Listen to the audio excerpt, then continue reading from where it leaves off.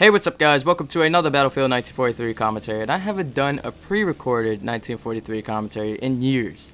You know, I do 1943 live commentaries every now and then, but as for the pre-recorded 1943 commentaries, I don't think I've done one of these since I've had a Dazzle.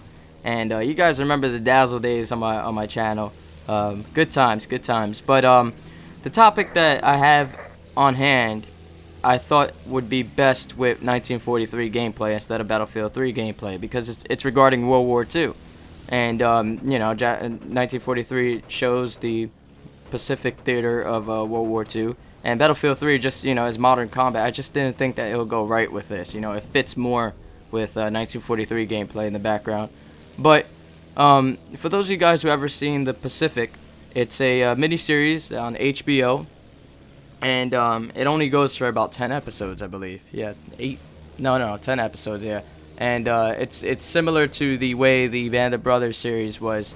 But for those of you guys who are interested in my opinion, I do love the Band of Brothers series more than I love the Pacific. However, I do, in fact, love the Pacific series. I think they're both amazing series, Band of Brothers and the Pacific. However, Band of Brothers, I think, goes to greater extents of entertainment than the Pacific does.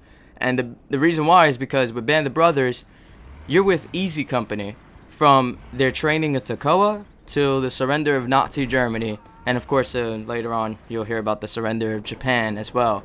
And you're with them from the beginning to the end, and you feel like the same pain that they went through. Not, of course, not physically and not, you know, in the same way that they felt it, but you feel like you feel for them, you know. And when somebody from Easy Company dies, you feel that. You feel something about it. But with the Pacific, you were kind of just thrown all over the place. You were thrown with Sledge, then with Lecky, then with Barcelona. And it just didn't feel like you can make an attachment to these guys. And you weren't with these guys from their training to the finish. You know, you weren't with them for the entire time. And it's just, it's different than Band of Brothers. And that's why I like Band of Brothers better. However, I do like the Pacific as well. I love it. However, the one criticism I have about the Pacific is that I feel that they showed little to no attention to the Battle of Iwo Jima, which was definitely one of the most brutal battles, if not the most brutal battles in the Pacific Theater. I think, as a matter of fact, it was the most brutal battle in the Pacific Theater. That's where we lost the most Marines. To be exact, we lost 6,821 Marines. And that's killed or missing. There was 2 captured, and there was 19,217 wounded. That puts the casualties well over 25,000. And that's just out of 70,000 Marines that landed on the island, over 25,000 were wounded, killed, missing, or captured. And for the Japanese side, of course, the Japanese in the Pacific Theater of World War II, they were very, very, very, very, very determined. They were very, very, very, very, very disciplined, because usually we will only capture less than 1,000 of them. We would only capture at times less than 500 or less than 100 Japanese troops. The rest would get killed or would kill themselves. And that's just that discipline that was instilled in them. And the topic that I have is directly related to the discipline that was instilled in them during World War II. And this is called Japanese Holdouts. And some of you guys may have seen this in the title and were wondering, what the hell is a Japanese holdout? Well, when you hear about the surrender of the Japanese in World War II, I'm pretty sure that you think, well, the last troop that surrendered, or the last garrison, or the last battalion, platoon, whatever, any amount of Japanese soldiers, the last amount that surrendered must have been, you know, 1945, when the war ended. However, the last reported Japanese soldiers to surrender was on December 18th, 1974. Think about that for a second. 1974. The attack on Pearl Harbor took place in 1941. That is over 30 years later this Japanese soldier surrendered.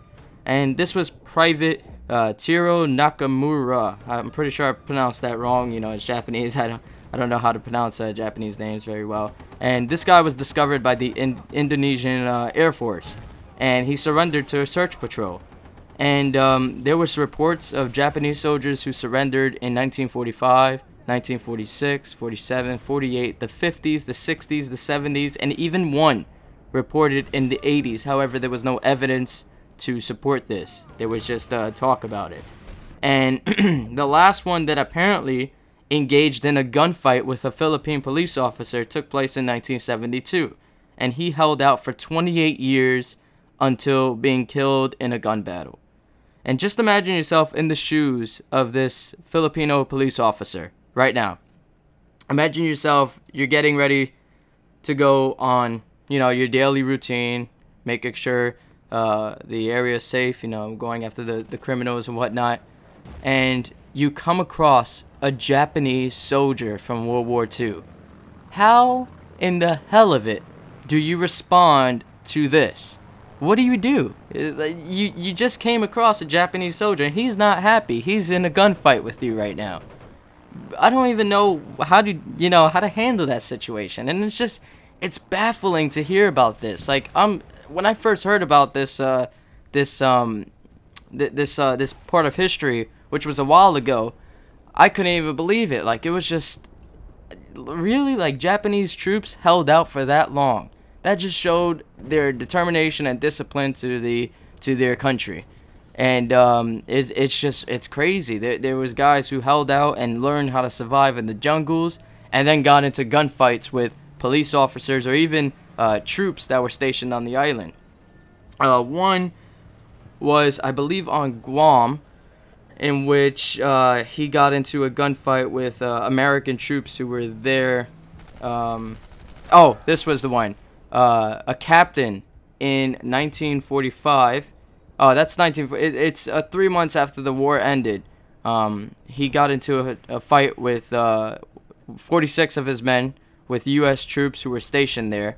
And it's just ridiculous. Oh, this one. 33 soldiers on Peleliu in late March 1947 attacked the Marine detachment stationed on the island. That's just, that's ridiculous. I mean, just imagine yourself as a Marine. And 2 years ago, World War II ended. However, you just got into a battle with World War II troops. That's equivalent to getting into a time machine and fighting the Nazis all over again. That's got to have some effect on you. And you definitely have to have respect for these Japanese troops. They didn't have any idea that the war ended because they were separated from their platoons, their battalions, and everything like that during Battle of World War II, or before the Battle of World War II. The battles that took place in the war, and they ended up hiding out and holding out for a while. And even though most of them surrendered without a fight, some of them didn't surrender. They were killed in a battle, and they definitely did fight it out to the very end. And that's, wow, just hearing about this is mind-boggling. I mean, for those of you guys who have never heard about this before, just let me know in the comment section below, what was your first reaction when you heard me say that the last soldier to get into a gunfight, or the last soldier of the Japanese military of World War II, the Imperial Japanese Army, to surrender, took place in 1947. What was your first thought after hearing that? I'm really interested. So I hope you guys enjoyed this commentary. I hope it gave you a little bit more insight on World War II and the discipline instilled in the Japanese soldiers of the Imperial Army. And let me know if you guys want to see some more 1943 commentaries, or maybe even some more World War II history talk and whatnot, because World War II, in my opinion, is definitely the most interesting war ever fought. So I hope you guys enjoyed, and if you did, click that like button, favorite the video, subscribe if you're new here, the whole shebang. Until next time, guys, peace.